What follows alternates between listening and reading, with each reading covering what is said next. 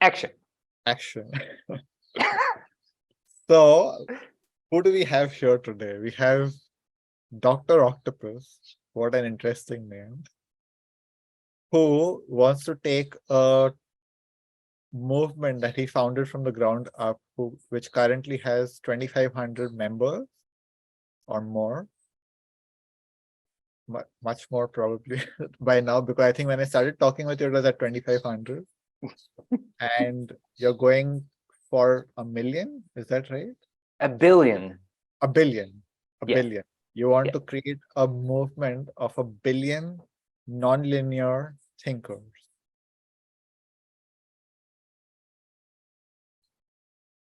Interesting. And I have to say, Theo, that the name Dr. Octopus was not created by me. It was conferred. It was a title conferred upon you. Yeah, I think that's important to tell, because otherwise they're thinking, who is this, ego fruitcake? I don't care. I don't care if people think that. So what? Like, so what if you decided to call yourself Dr. Octopus? I decided to call myself the Infinite Zero. That's ridiculous as well. Yeah. That's It was just fortunate that condenses to Ti0, and it's easier for people to say. But like Ti0 stands for the Infinite Zero, and I am crazy enough to own that. So I don't really care that I'm talking to a Dr. Octopus. I live in that world where I'm You live in that space. I want to be talking to fascinating, interesting people and having fun conversation. That's what my podcast is about. I agree, but I'm very proud of the fact that someone in South Africa who's an excellent writer started writing about me on LinkedIn as Dr. Octopus, and he was creating these beautiful posts like, oh, what a gift if you can write like that. And so that's where the title comes from. He was always referring to Dr. Octopus, and I remembered so well that I thought, oh, that's funny. So I changed my name into Dr. Octopus on social media, and my girlfriend saw that, and she was like, seriously, Perry, Dr. Octopus? I said, but it's so beautiful. It's wonderful. It says it all. Oh, okay. Yeah. Perfect. And you have that lovely yellow octopus in your background, which I love. And this is a good story, because this is Ija, and Ija is Chinese for IKEA. And I bought this octopus at IKEA, and it's made in China. So that's why it's Ija. But the funny thing is that Ija in Chinese means IKEA, but also means global standard. Now, for Dr. Octopus to call an octopus the global standard, because I want 1 billion nonlinear thinkers together, makes me laugh. Yeah. So, what are we doing here? What are we doing here? We're having fun, but what are we doing today? What is this about today? I loved your Nonlinear Shenanigans, is what you call one section of your podcast on YouTube. So yes, part of what we are doing is Nonlinear Shenanigans. These are nonlinear shenanigans, I think, and we spoke about that earlier, that I'm very much into language and words and the linear meaning of words and how it resonates. And I like the word shenanigans. I think it makes me happy immediately when I say the word shenanigans, make me smile already. And the whole purpose of that. It's got that fun energy, right? Like shenanigans. Right? Shenanigans. Oh dear, I want to be there. And the funny thing with the nonlinear shenanigans is that we invite a guest. So when Darren, my co-host, is back, I will invite you, but then you get an assignment because you need to bring a friend with you. And it cannot be your business partner, because that's too linear. It needs to be a very good friend, someone you have a relationship with. I would bring my co-host from my podcast. So you bring your co-host, I bring my co-host, and she's I'm friends with her also. And then we have nonlinear shenanigans. Perfect. What will we be talking about? We have no idea. It will just happen, and we will have fun. Yes. But I think what would be very interesting to explore now that we started talking about it. So just to give some more to myself, I'm not, why am I the infinite zero? What the fuck does that mean? Like, so I work, Yeah, Tio, what does it mean? well, it means a lot of things and it means nothing. It means everything and it means nothing. That's pretty much infinite zero. It's the dance of the paradox. It's where the paradox is no longer a paradox and just becomes one. That's what the infinite zero is. This is my logo. It's a double Ouroboros with an infinity symbol, and I happen to be wearing it today. What I do, so I am not building a 1 billion person movement. You wanted to say dollar, right? You wanted to No, say. no. I was going to say, I was wondering if I should say human, non-linear, or worse. So I went with person. So what I do, I work in the space of consciousness. I call it consciousness development. What does that mean? Is to stop being a robot, to stop being what the world expects you to be, what the world wants you to be, what the world tells you to be, and to start being you, to start being what you want to be. How many And robots are there, Tio, in the world? Give it a percentage. 99.99999, and if there was something more than that, I would say that. And I include myself in that. So for me, working in consciousness development doesn't mean I stop being a robot. It's just that there are different levels of being a robot. And consciousness development is a journey that's infinite. And you become less and less of a robot as you keep progressing. And that's what I help people to do. But working in all aspects, like I call it full spectrum. And my main work is helping people to find a balance between polarities. So some people are too active, some people are too passive, some people are too much in the surrender, some people are too much in the I have to get this done. And helping people to enter in the balance and have fun on the journey. That's briefly We spoke about this earlier. You're a bit more pessimistic than I am, because I referred it not to robots, but I said, so many people are not okay. You remember that? Yes. And then you said, do you think some people are okay? And yeah, I do think that some people are okay. But when we combine that, the robots, the zombies, and if you're not okay or you're okay, it's true that everybody has trauma, of course. Mhm. And in that sense, we're not okay.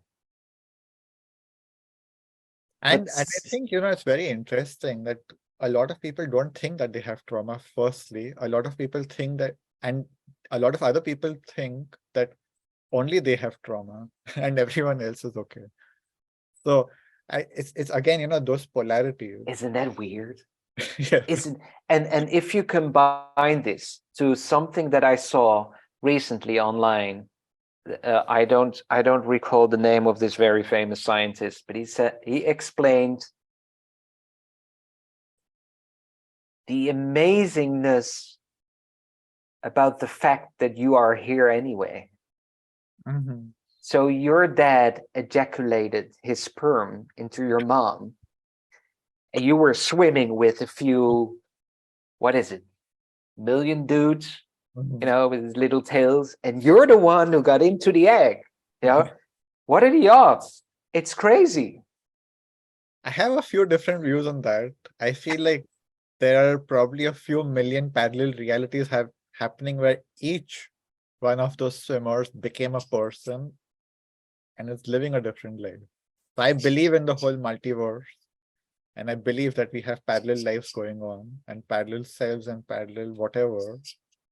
And what we But are even so, yes, sure. Tio, So, and when we're so focused on that life is uncomfortable and we have trauma and it's not fair and it's difficult and it's hard and it's anxiety and stress and it's not fair. I already said that, but it's really not fair. I'd say it 3 more times because that's how important it is.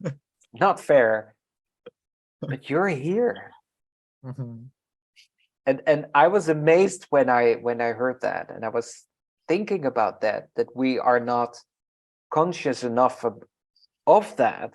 Mhm. How, but then when I explain this, I'm already thinking about myself like, oh, Perry, please, seriously, that's already too much immediately.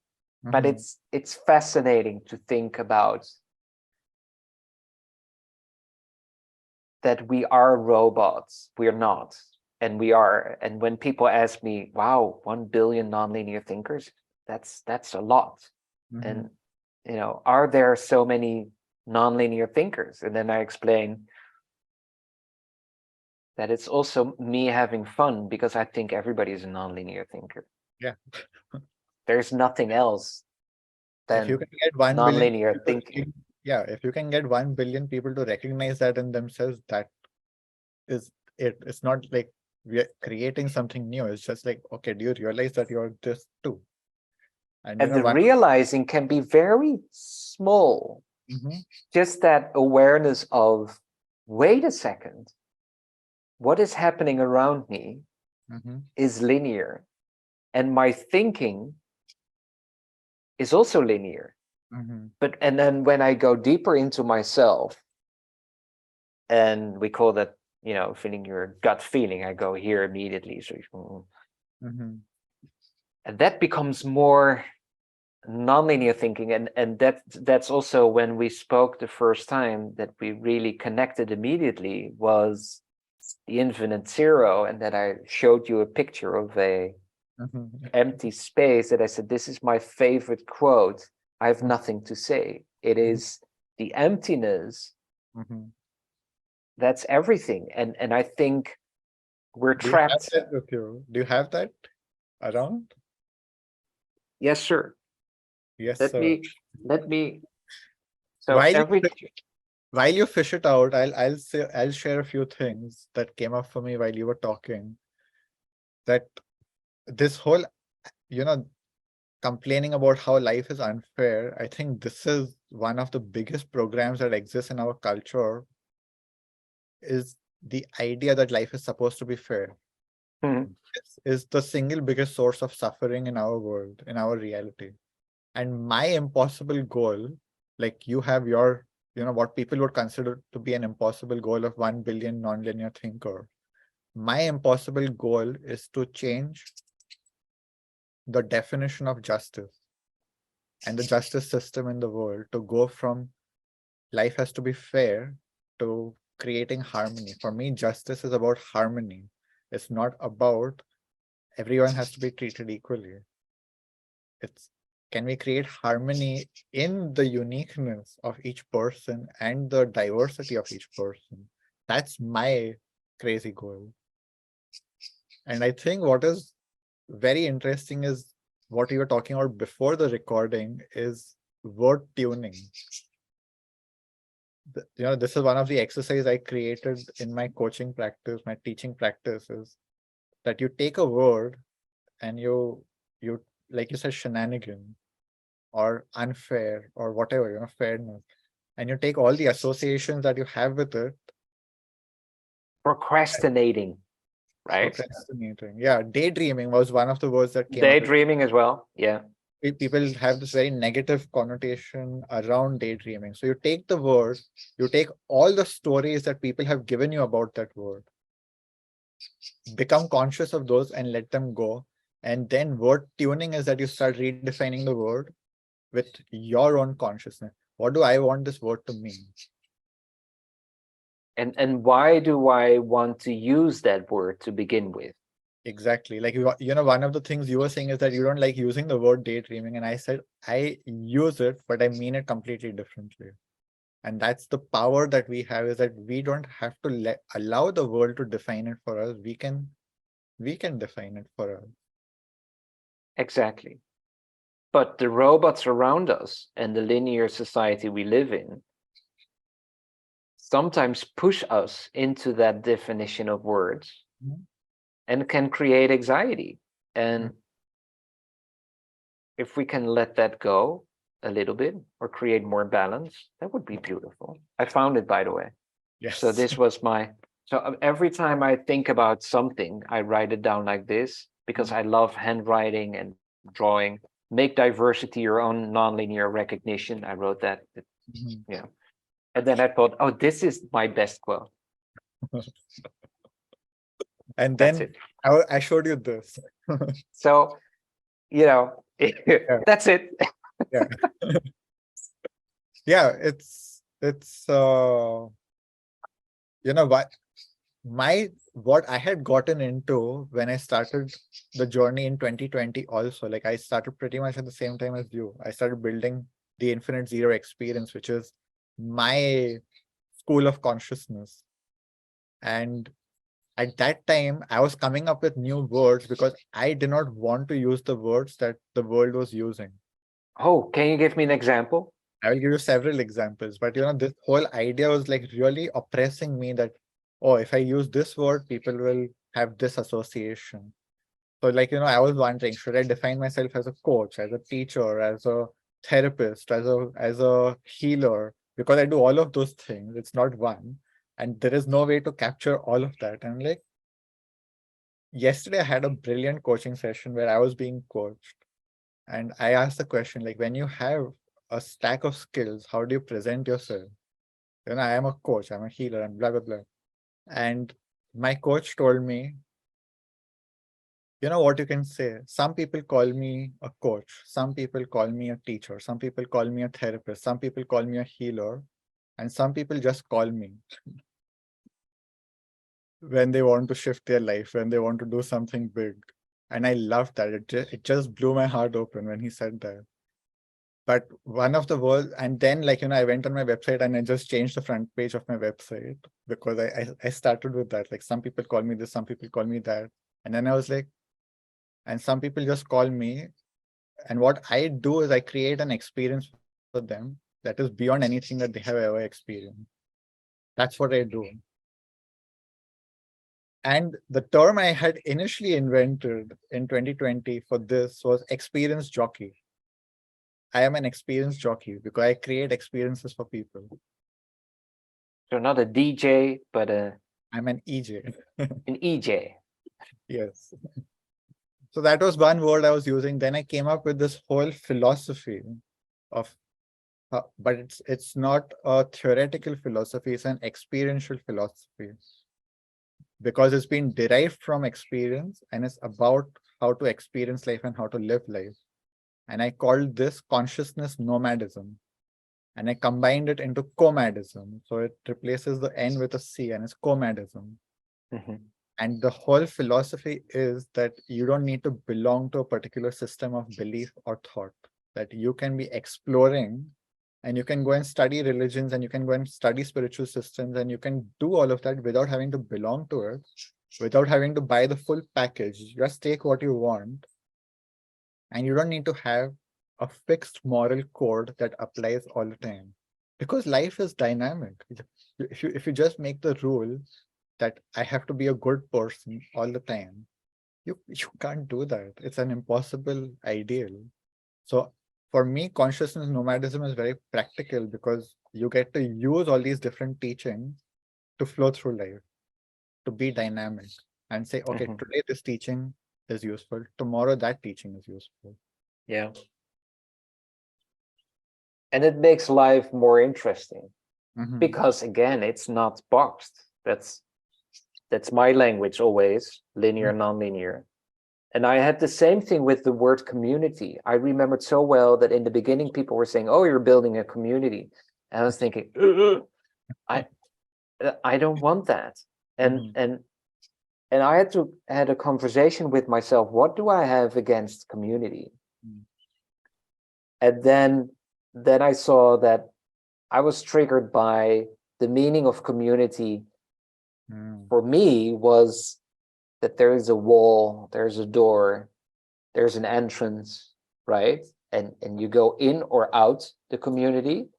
Recently, I read an article about octopus time, where an octopus flows from left to the right, forwards, backwards, and we have our eyes only in our front, and we look at time as ahead of us or behind us, where an octopus sees time everywhere. And I think that's the combination I made with community, that at the door of the community you need to do something. I don't know what it is, but then the door opens because you want to belong to the community, or you pay money, or you accept the rules. And for me that was too linear, and I thought this can never work, because if we want to create a movement can never be inside of a community, in my feeling. There are so many things coming up from what you're talking for me. And then I found the word, and then I want to know what you're thinking. But then I found the word mycelium that I freak people out with sometimes. I'm like, what is he saying? But for me, a mycelium feels so much better as an explanation, where a mycelium underground, where trees and mushrooms are all connected and they're taking care of each other, and it grows and it develops regardless, and you support each other regardless. And it doesn't matter if you're a mushroom or a tree or a plant, it's connected, and it's not an IP address, it's not one brain, it's connecting everything. And that's why I love the word mycelium. Some people are like, what the hell? Yeah, that last part that you added lends even more beautifully to what I'm just about to say, because this comes from a show that I love. And in that show, there is a time traveler, and the time traveler's teacher is giving a lesson to the time traveler and saying, people think time is a river, right, flowing in one direction, but time is a jungle where everything is happening at the same time, and you are finding your way through it, and you can go in this direction, you can go in that direction, you can go back and front, and you just get lost in that chaos. And it's so beautiful, that metaphor. It's so amazing. And me living in the jungle, you're talking about the mycelium and the network underground. Yeah. Yeah, just for anyone who's watching, that background is not fake. That's the real jungle in Brazil. no, it's not. You're in Boston, in the United States. It's a green screen. Yeah, isn't that beautiful if you can find words that, or metaphors or whatever, that illustrate something, a feeling, a sensation very well. And that's why I love poetry as well. You use very linear words, but combining them all of a sudden makes something very nonlinear, and there's an emotion and there's a feeling while you're using very straightforward words. I think that's so cool. There is another show that came to my mind while you were talking about community. And in that show, it starts as a movement. And, they're also very much against religion and community. And they're like, that's why they're using this word movement. And slowly, or not slowly, like pretty quickly, it starts exploding. And then there are like hundreds of people and thousands of people. And it's just growing and growing and growing. And, the founder of the movement says, I don't want to have a gated community. I don't want to have a closed community. And this is a physical in-person one. So, he's like, we'll have an open community and anyone can walk in and whatever. And then, of course, because it's a Hollywood drama, then there's like people attacking and all that kind of drama. So then, this whole flip to the other side. Oh, we have to gate it. We have to protect us. The movement is important. So I'm very curious to see how your journey evolves and how I can tell you, because the response in Hollywood is what we learn at school. Exactly. Yes. And that will not happen, because I already see, what we have, 2,700 people involved in the movement, and it's still, and it's very organic, and it grows as it should grow, and it flows.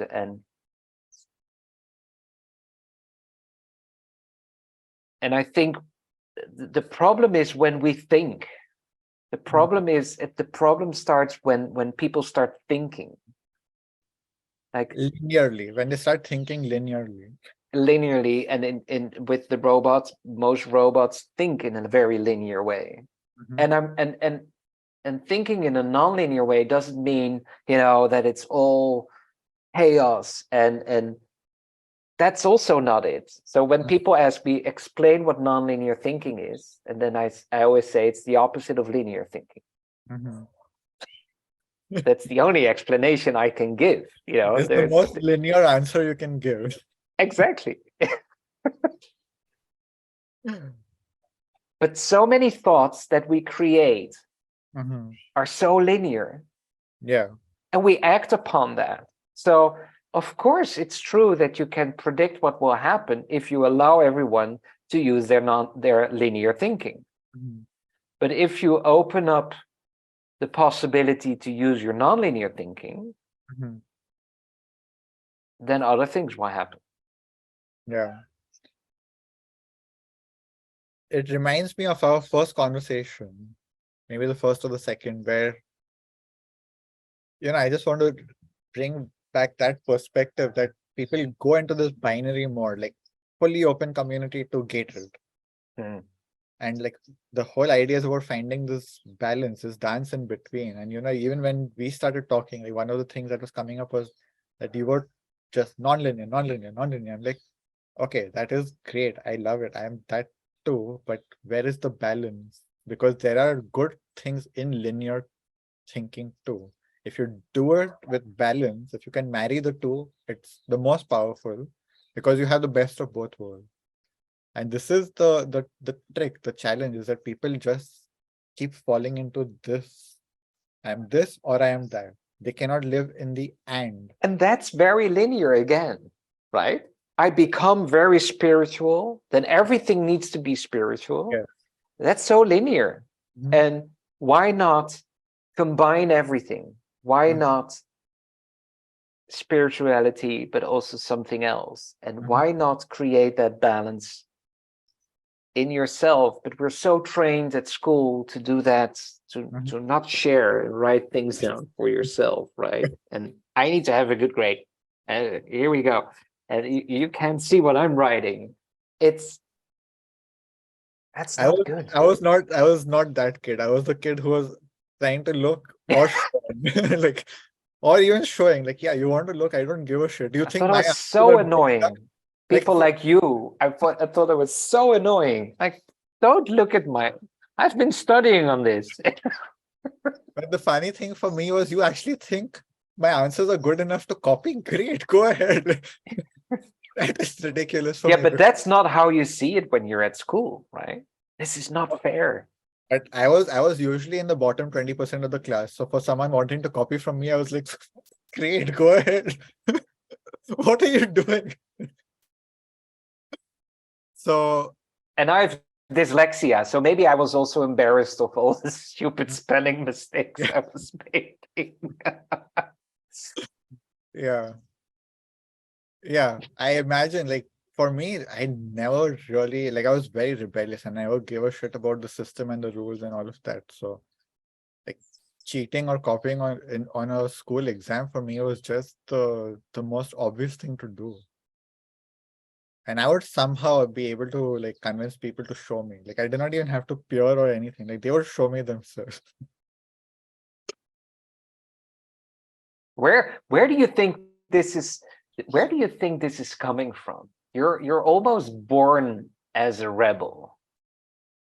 I know in myself, and whether people believe it or not, I don't care. Like I know that I have been doing this work of developing my consciousness for many lifetimes.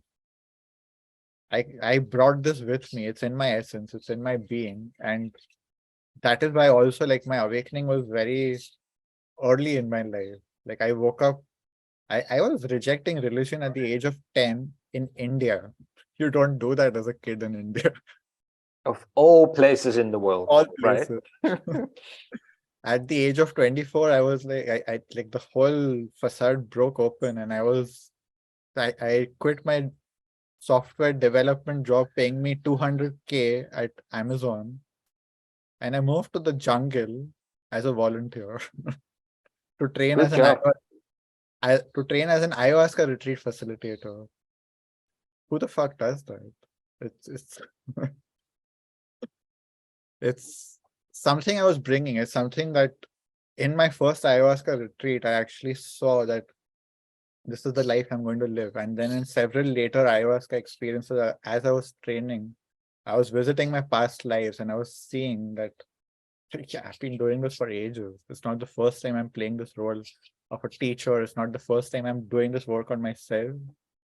And that's why for me, like, living in the middle of the jungle, pretty isolated for 8 years, it felt great. It did not feel like, fuck, I'm missing the city. Where are all my friends? Where are all these people? I want to go hang out at a bar or drink some coffee or whatever. I just love the silence, the birds. I don't know if you can hear them because of I can hear them. Yeah. but like yeah. when I turn off the noise cancellation, like you can really hear the sounds in the background. To have that, it was divine for me. And I strongly believe in reincarnation based on not on religion or upbringing, just being curious myself and talking to a lot of people, asking them, do you have the same experience I have had doing something, thinking I've done this before, but I've never done it before. You're talking about deja vu? No, I'm not talking about deja vu. I'm talking about muscle brain memory. You're doing something. Oh, I know how to do this. Yes. And they've never done it before, and you're just doing it. And it's like when we met, I'll give you an example of this. When we met, I told you you're a coach, and you're like, I'm not a coach. What are you talking about? Like, of course you're a coach. But it's something you've been probably doing it for lifetimes. And when you come here, you're so natural, you don't even have to label it. You don't have to train or anything. You're just a coach. and that may be the thing when people say, now I found my spot in life. I'm doing something that it feels like everything comes together then. Yeah. And I'm always curious, what is that? Because it cannot be just, oh, I'm doing what I'm supposed to be doing because I'm interested in doing that. For me, it feels like you're doing the thing you need to do because everything brings that together. And also your journey towards that point is also on purpose, given all the experience you already have. So it's not like, okay, I'm done. This is what I need to do. I'm on this world right now, and this is it. Maybe for some people who are in the beginning of their journey, but for some people that are later in their journey and they come back, then it's more complicated. But then when they find the perfect spot, it's really the perfect spot. Yeah, and that's what I see consciousness development as, is that the higher and higher levels of consciousness you're developing, the earlier is your awakening in later lives also. And like, when you come, you have that real deep understanding and knowing of who you are, and you're just doing it. You don't have to be doubting and questioning. Like in that ayahuasca experience where I met myself, I just knew it. Like, this is going to be my life. And when I went back, every single person called me crazy. Like, how the fuck can you quit a job that is paying you so much? You're just 24. Why do you have to do it so young? You can wait a few years. My parents having their whole drama happening. And understandably, right? Like, who the fuck does that? Which 24-year-old just quits and goes to the jungle? And at that time, I did not even tell my parents I'm going to do ayahuasca. I was an Indian guy telling Indian parents, I'm going to Brazilian jungle to learn yoga and train in yoga and spirituality and meditation. In Brazil, huh? Not in India, in Brazil. Not even in Brazil, in Sao Paulo or Rio or some fancy place, in the middle of the fucking jungle. So, but that was my knowing was so deep that this is my teacher. This center is my place where I will learn what I need. Like in my first experience, all of this happened in my second experience. In my first experience, the last 30 seconds of my experience, I had a disembodied voice speaking in my ear, and it was the voice of ayahuasca telling me that I'm going to be with you forever and I will teach you everything that you need to know. And I just had an innate trust in that voice. I knew that's absolutely true. And And it has that's a very nice voice to hear in life in general, right? If beautiful. Like, you're okay, I will teach you everything you need to know. yeah, what It's more going to be fine. what more Yeah. do you need? Yeah. And someone like, telling I'm going to be with you forever, like that was so deep. It was something that I needed to hear so much at that point. Because it's like the first time I really deeply, deeply, deeply trusted someone. And it was not even someone there, like it was just a voice talking in my ear. But and like I literally, because like that was the end of the experience, I felt the energy leaving my body of the ayahuasca, and I looked around like, who said that? And there was no one. Like I'm just lying there alone on my mattress. But it was such a crisp voice. And like I've had that voice talking to me several times. So I know what, like, there is that trust inside. And that voice, that's you, but it also could be It's not me, the other you. but it's not me. It's the ayahuasca. In A lot. your head. No, No. no. In the world of ayahuasca, all the shamans, all the practitioners say that ayahuasca has a spirit that is completely not you, is distinct from you. So there is the plant manifestation, there is the You know what I see now, Theo? I see now planes getting up, full packed with people going to Brazil. I want to talk to ayahuasca as well. I want to hear that. I think in images. I see all these people flying to Brazil. Yeah, bring it on. like I will talk a bit about that, but just before that, like it's you have the plant, you have the tea that you make from it, but the plant is manifesting from another dimension. And if you remember our first conversation, what I told you is that one of my gifts is to speak to the entity of an organization or a movement. And I told you I'm communicating with the entity of the Octopus movement, and this is what it is saying through me to you. So for me, those entities are very real, they are very alive, and the ayahuasca also has an entity that is a very incredibly powerful teacher, but that's also very compassionate. And that was the beauty. It was like, this is my latest teaching that I've been talking about, is unifying power and compassion. A lot of people see power and compassion as opposites. Some people Mhm. start seeing it as balancing, and the highest level is the unification of power and compassion. And that's what I'm teaching people now, is like, again, the polarities. It's not this or that, it's this and that. How to live in the and space instead of the or space. And talking about people flying here, I just want to clarify, this is not an experience everyone has. Many people do, but like I said, I believe because I have been doing this for many lives and have a relationship with ayahuasca that extends beyond this life too. Like I have been working with ayahuasca for many lifetimes. So that is why for me, the voice of ayahuasca is very clear. I have an innate relationship with it. So I can hear it very clearly. I can feel it very clearly. Some people need a lot of cleansing before they can get to that. I believe everyone can get to that stage, but they just may need quite some time before that. But it's not a guarantee. When I came for my first retreat, I was an addict. I was smoking about 30 cigarettes a day, smoking 10 joints a day. I was not connected to anything spiritual. I hated spirituality. I hated religion. I was a complete denier. And I would be mocking people who would talk about spirituality because it was also theoretical and preachy. Like everyone was talking something and doing nonsense that's completely the opposite of what they're saying. So I Mhm. never believed in all of that shit. what shifted for me was having a real direct experience myself. And I still don't believe in spirituality. I am super skeptical. I'm always telling people, don't believe me, question me, doubt me, have your own experience. That's how I teach people, is have your own experience. Why do you need to believe something when you can have the experience yourself? Yeah.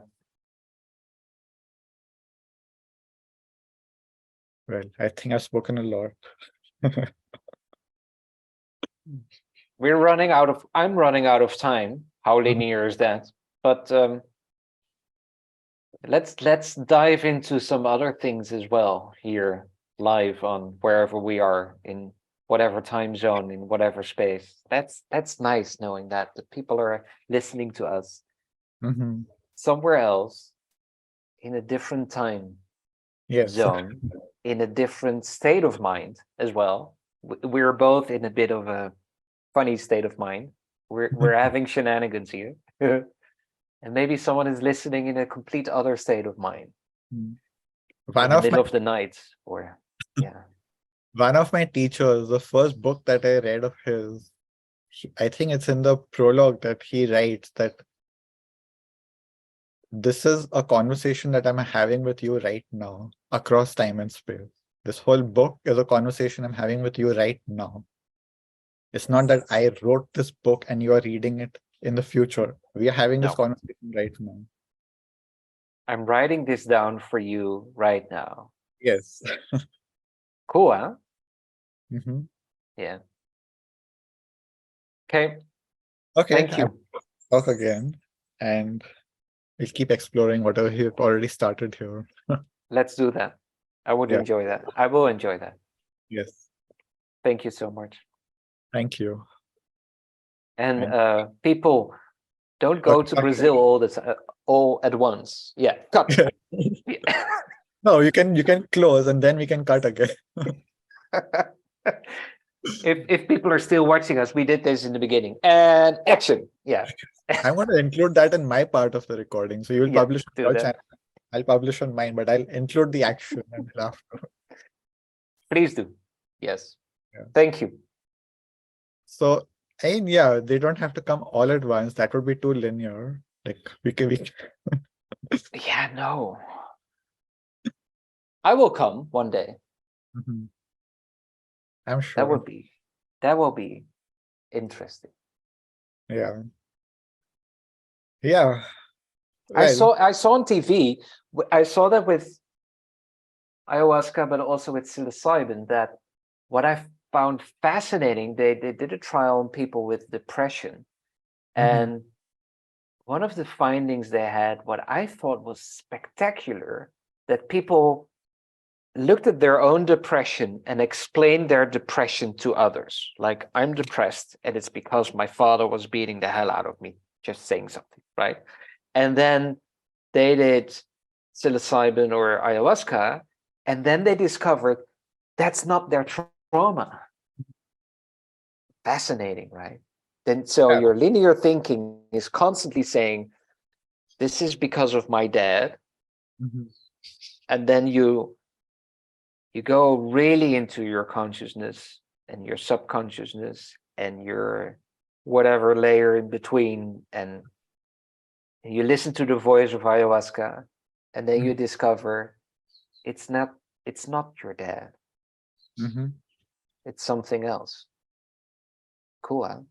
Yeah. I mean, I had tons of those experiences. Yeah, that I find fascinating. Yeah. The other thing is that what I teach and coach and do and heal everything that I'm doing in sessions with people now is a condensation of what I learned from ayahuasca. For me, from the first experience itself, I felt like I became one with ayahuasca, and it's like the energy of ayahuasca working through me also with people. So you don't even have to come to Brazil. You just Zoom with Ti0. Yes. Thank you, Ti0. Thank you. Thank you so much. Cut.